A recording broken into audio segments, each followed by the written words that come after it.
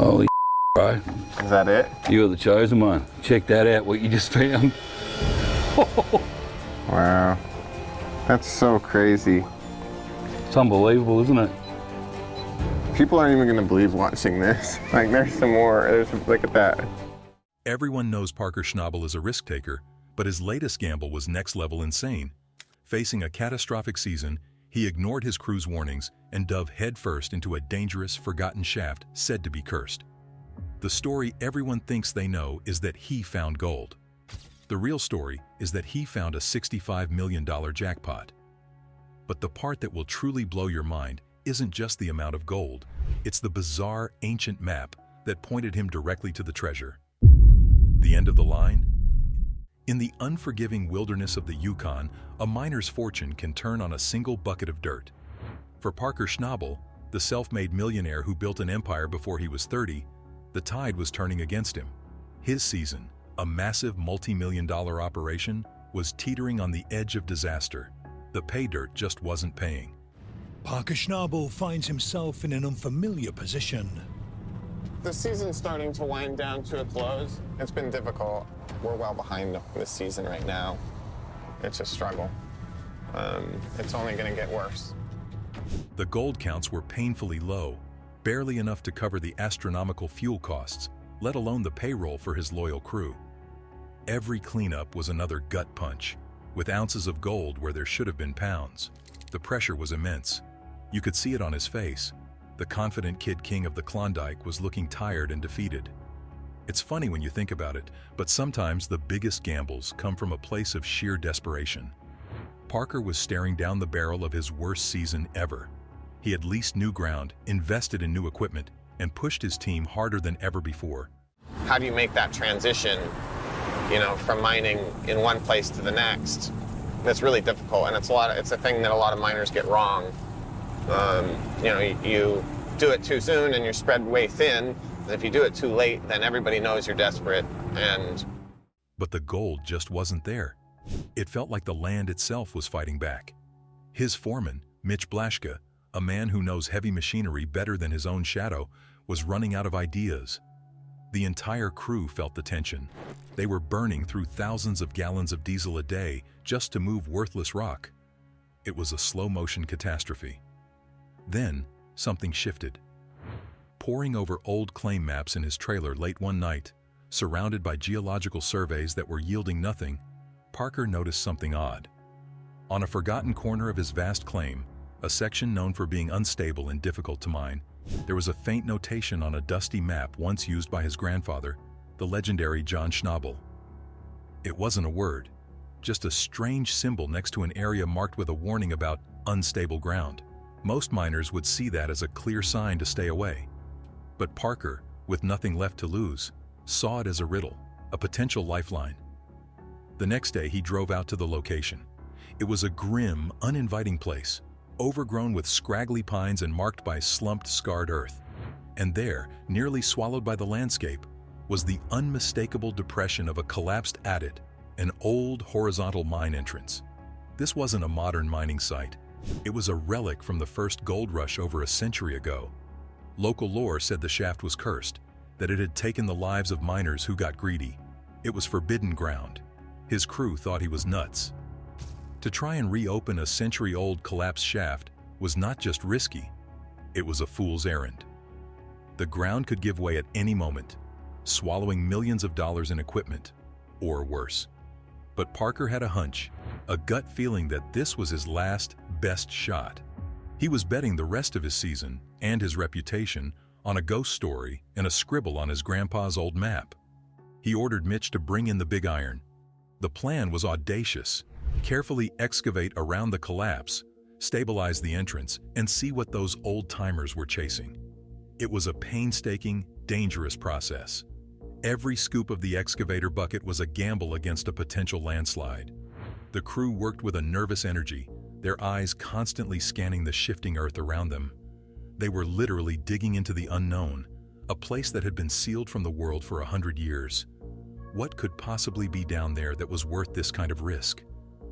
The initial probes showed nothing, just rotten timbers and loose rock. The whispers started again, Parker had finally lost his mind. But then they hit it.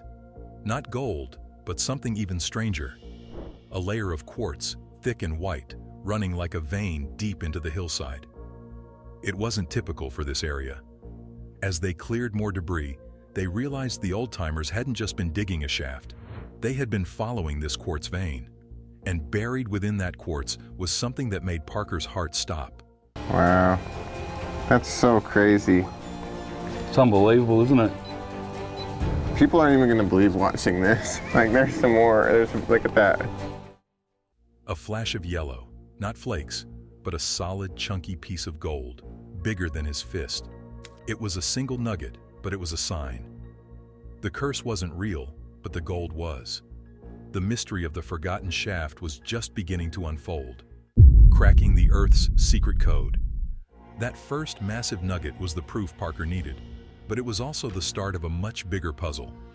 This wasn't placer gold, the small flakes and dust washed into creeks that make up 99% of Yukon gold. This was lode gold, ripped straight from its source. Believe it or not, the difference is staggering.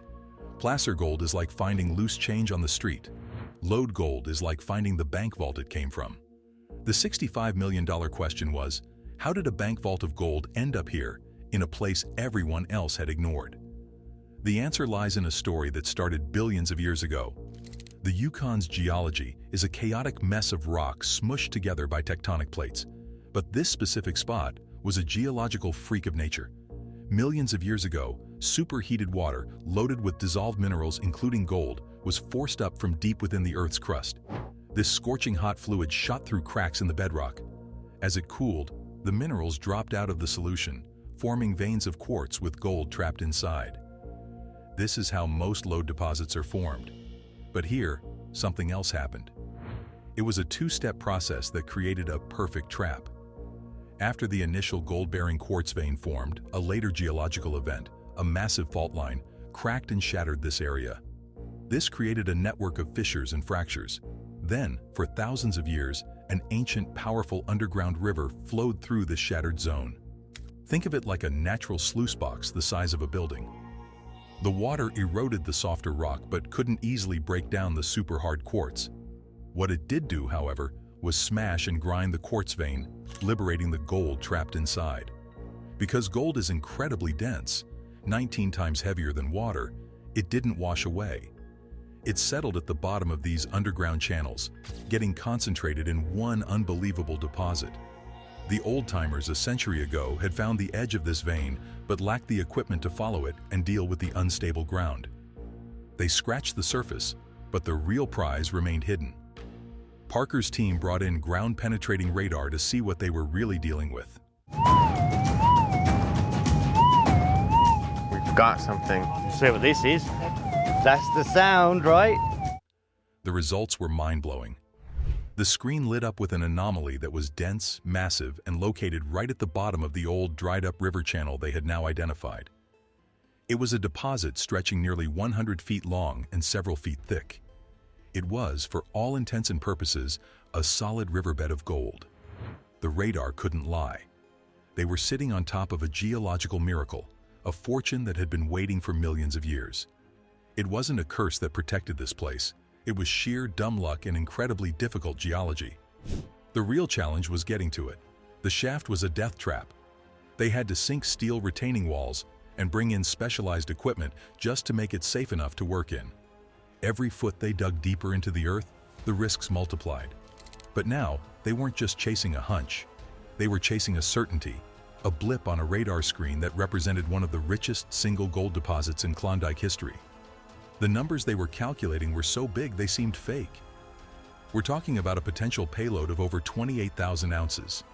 At today's prices, that's $65 million. That's more than Parker had mined in several of his best seasons combined, all sitting in one compact, hidden pocket. The crew's fear turned into focused excitement. This was the discovery of a lifetime. The weigh-in of a lifetime. There's a moment in every gold miner's life they dream of. It's the moment the pay dirt is so rich it looks fake. For Parker and his crew, that moment arrived when the first bucket of material was pulled from the heart of the radar anomaly. As they washed the gravel away in the test plant, There was a stunned silence. It wasn't the usual fine gold dust. The sluice mats were covered in coarse, chunky gold. Nuggets the size of beans, quarters, and even potatoes. It was a jaw-dropping sight. One single pan of dirt from that spot held more gold than they'd seen from processing tons of their usual pay dirt. They had found the glory hole. This was the stuff of legend, a deposit so rich it defied belief. The ancient underground riverbed was packed solid with it. The team worked around the clock in a state of feverish disbelief. Bucket after bucket came out of the shaft, and each one was loaded. They had to post round-the-clock security, not just for the mine site, but for the gold concentrates they were stockpiling. Having this much gold in one place makes you a target. The secret was out, and the pressure was on to get the gold out of the ground into a secure vault. The final weigh-in was a moment for the history books. They didn't use the small digital scales for this. They used industrial scales, the kind used for weighing freight. The final tally was almost impossible to comprehend. 28,260 ounces of pure Yukon gold. To put that in perspective, that's over 1,766 pounds. Imagine trying to lift a small car made of solid gold. That's the kind of weight they pulled from that one hidden shaft. The value was a staggering $65 million. The sheer scale of the find is hard to wrap your head around. A standard gold bar you see in movies weighs about 27 pounds. Parker's crew had unearthed the equivalent of more than 65 of those bars. The gold itself was spectacular. It was coarse and jagged, indicating it hadn't traveled far from its source vein. Some pieces even had white quartz still attached, making them stunning specimens for collectors, worth even more than their raw gold value. This single discovery didn't just save Parker's season. I started my life here, and my goal is to see if there's a lot better ground out there that we could be mining. It catapulted him into a different league entirely. This was the kind of find that makes kings, the kind of find that starts a new gold rush. It was a life-altering amount of wealth, unearthed against all odds from a place everyone else was too scared or too smart to touch. The celebration was epic, but underneath the cheering, a new kind of pressure was building. When you strike it this big, everyone is watching. Your friends, your crew, and your enemies. The $65 million jackpot was safely out of the ground, but Parker's problems were far from over. Now he had to figure out what to do with the dragon's hoard of treasure. Was it just luck? Finding $65 million worth of gold doesn't solve all your problems. In many ways, it just creates bigger, more complicated ones.